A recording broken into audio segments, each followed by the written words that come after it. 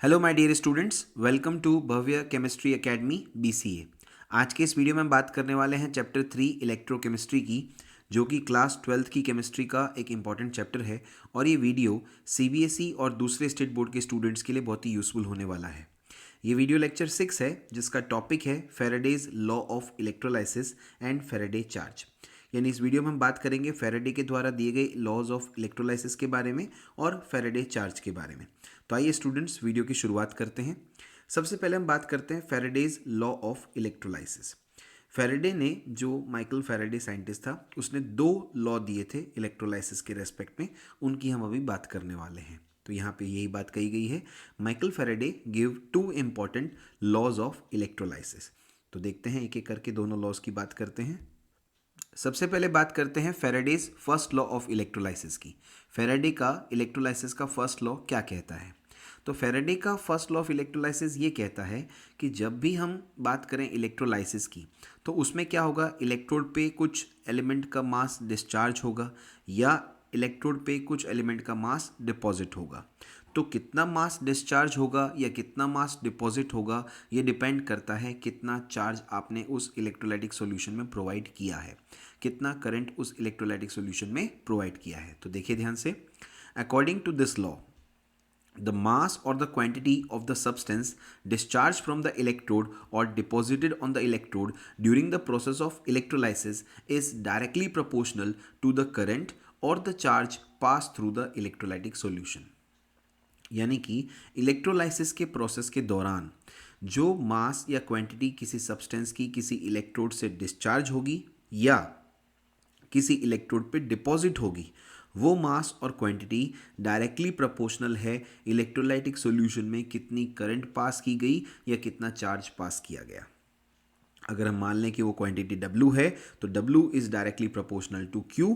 And जब proportionality sign हटाते हैं तो एक कांस्टेंट आता है, तो W is equal to ZQ आ गया। ये हमारी इक्वेशन नंबर 1 हो गई। Here Z is the proportionality constant which is called as electrochemical equivalent। यहाँ पे Z क्या है? एक proportionality constant है जिसे electrochemical equivalent कहा जाता है। W क्या हो गया?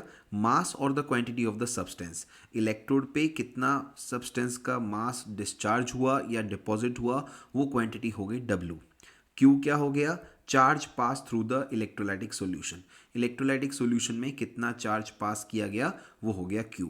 तो ये हमारी इक्वेशन 1 हो गई, जो कि W is equal to ZQ आ गया। अब आगे देखिए ध्यान से।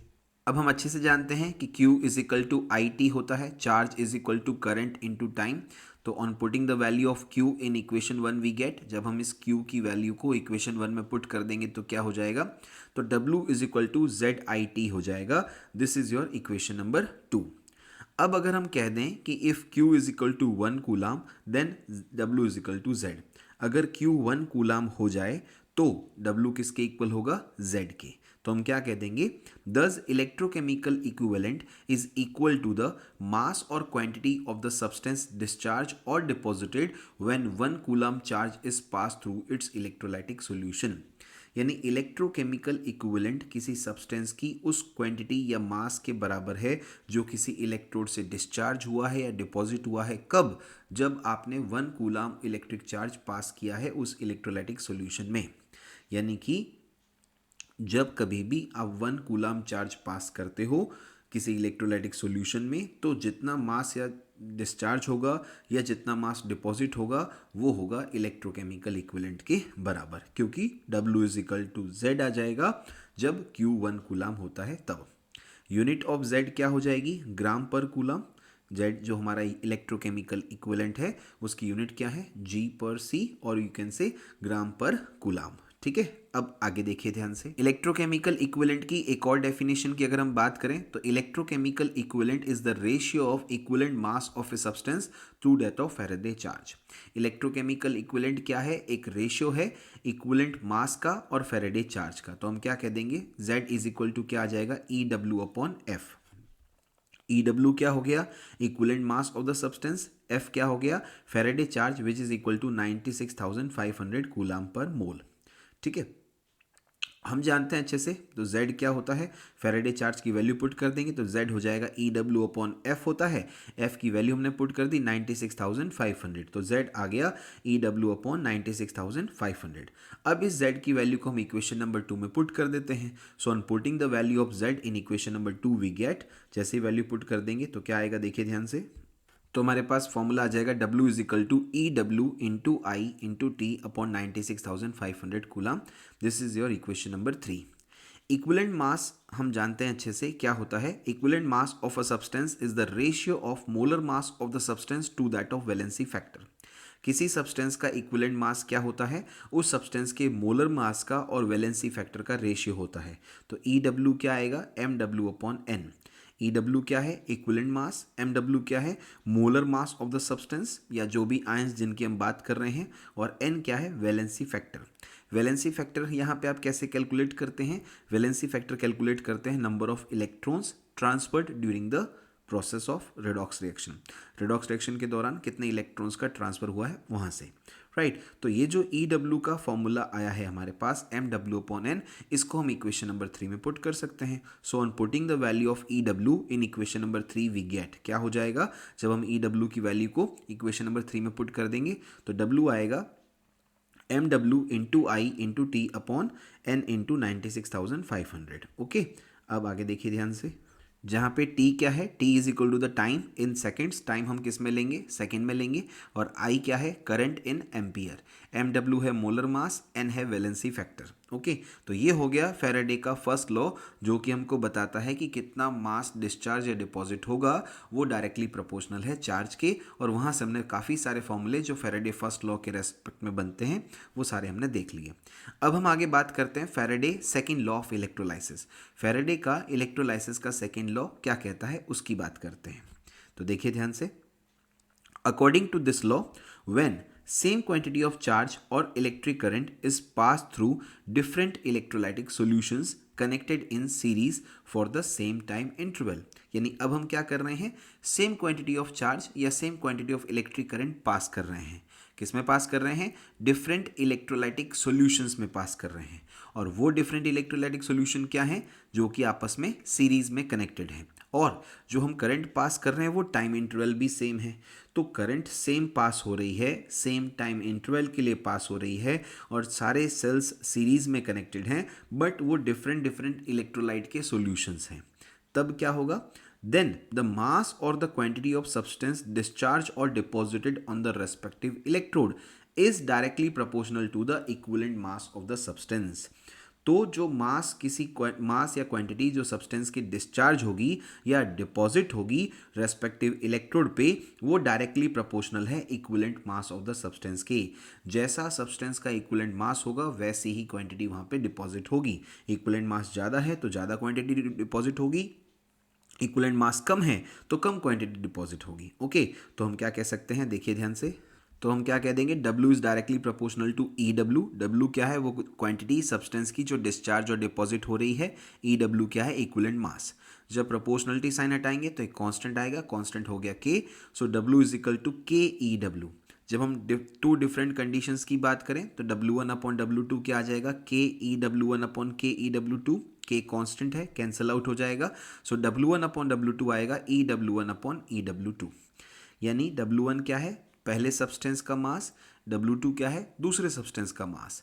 EW1 EW2 क्या है, दो जो डिफरेंट डिफरेंट इलेक्ट्रोलाइटिक सॉल्यूशंस आपने लिए हैं, वहाँ पे जो आयन आके डिपॉजिट या डिस्चार्ज हो रहा है उसका इक्विवेलेंट मासेस का रेशियो। तो हम क्या कह देंगे, therefore when same quantity of charge or electric current is passed through the different electrolytic solution for the same time interval, then the ratio of mass of the substance discharged or deposited on the electrode is equal to the ratio of equivalent mass of the substance।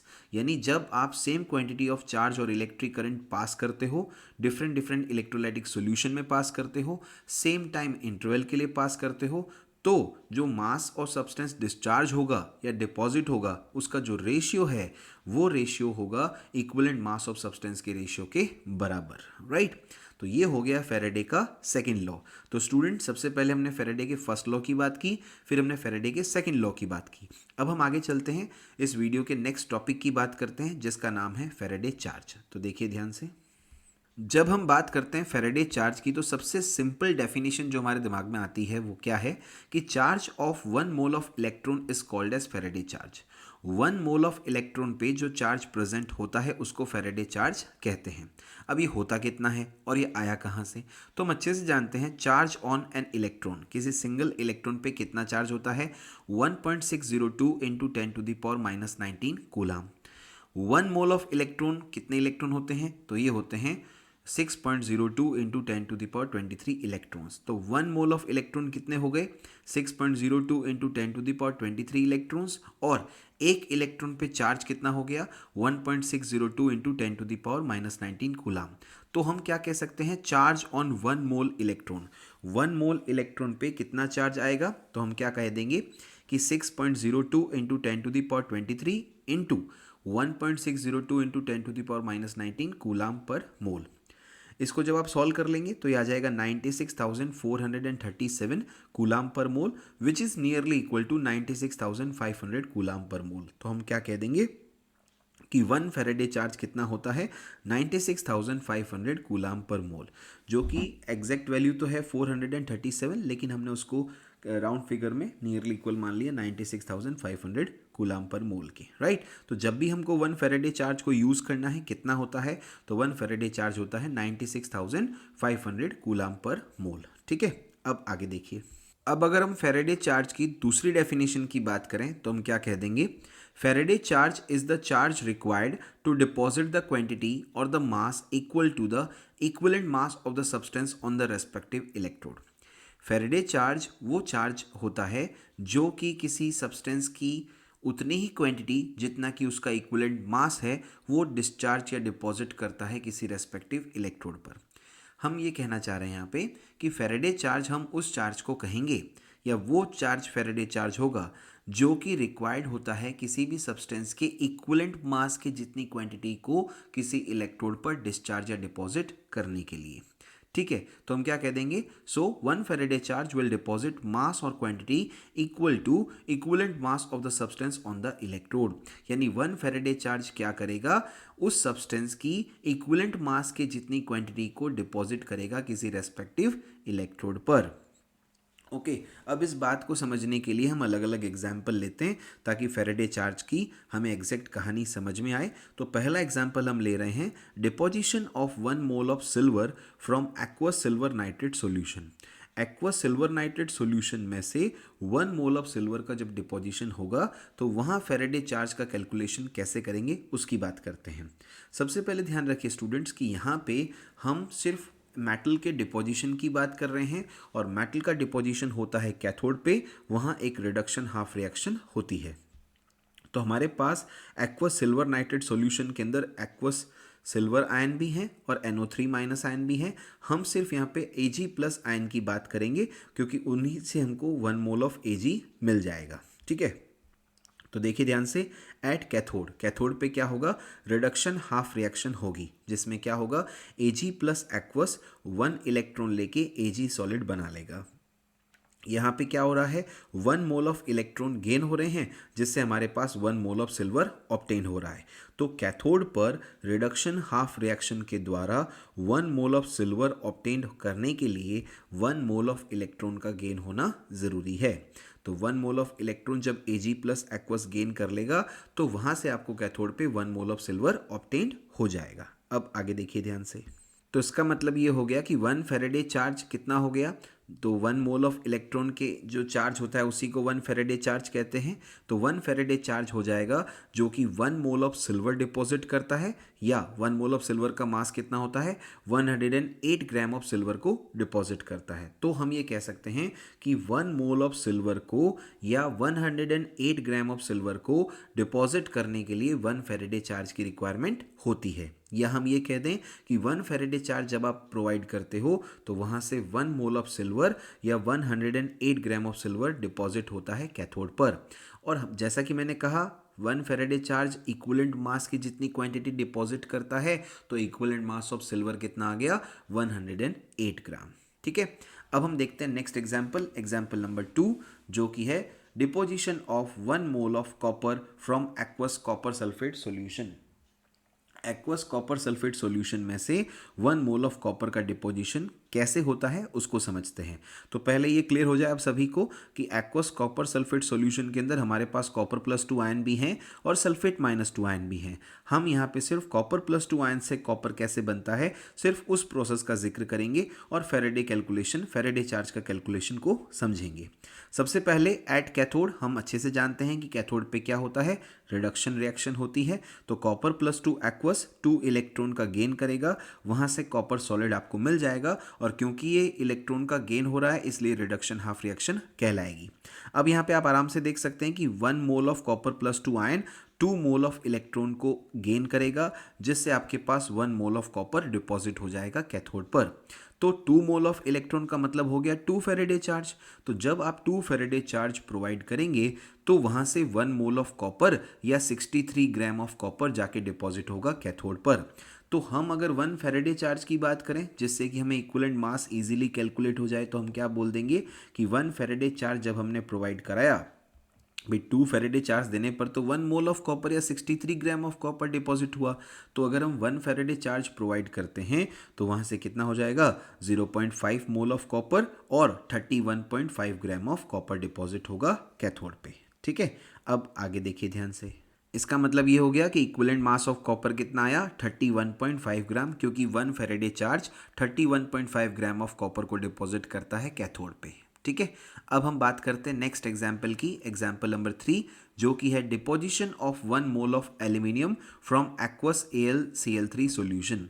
Aqueous AlCl3 solution में से 1 mole of aluminium का deposition कैसे होता है उसको समझते हैं।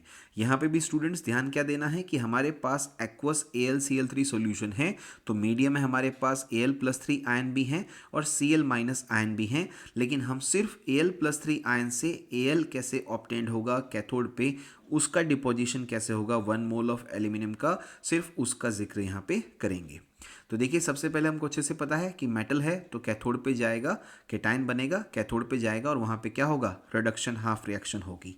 क्या होगी reaction, Al+3 aqueous +3 electrons gives Al solid, यानी एल्यूमिनियम +3 एक्वस का 1 मोल 3 मोल ऑफ इलेक्ट्रॉन गेन करेगा, तो वहाँ से 1 मोल ऑफ एल्यूमिनियम ऑब्टेन्ड हो जाएगा।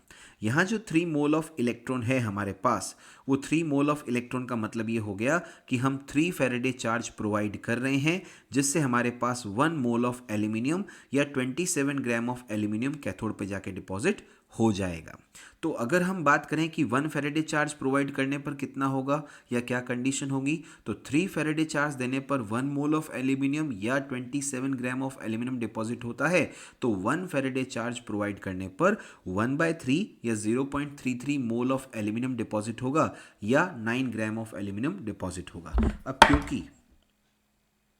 क्योंकि 1 फेरेडे चार्ज जो है वो 9 ग्राम ऑफ एल्यूमिनियम डिपॉजिट करता है, इसीलिए ही एल्यूमिनियम का इक्विवेलेंट मास क्या हो जाएगा, 9 ग्राम।